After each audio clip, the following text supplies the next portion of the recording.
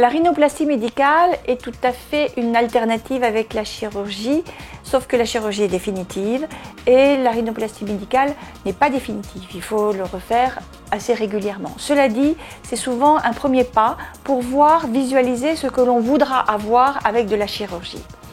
C'est très intéressant parce que en une séance, vous avez tout de suite votre nez qui est corrigé.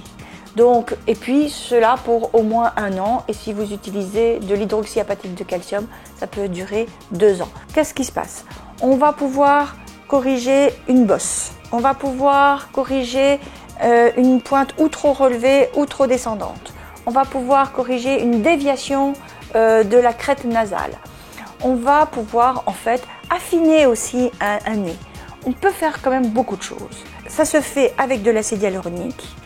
Ce n'est pas très douloureux puisque l'acide hyaluronique contient un anesthésiant et vous avez tout de suite le résultat, vous le visualisez au fur et à mesure où on le fait, ce qui fait que le patient contrôle et dit son mot, il dit que ça lui suffit ou il veut continuer et aller un peu plus loin.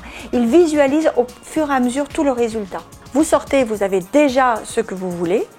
Et vous avez parfois le nez qui peut être un tout petit peu gonflé le lendemain parce qu'on a plusieurs fois piqué, mais là on donne des anti-œdémateux.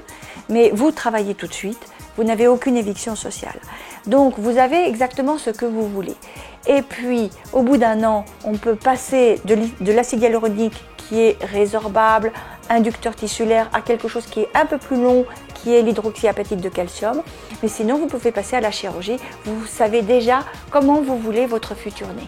Cette rhinoplastie médicale peut être faite avant une chirurgie ou bien se substituer à une chirurgie parce que parfois, au fur et à mesure des rhinoplasties médicales, le produit génère un peu de collagène et à certains tissus et parfois on a besoin de moins en moins de produits et voire presque plus du tout.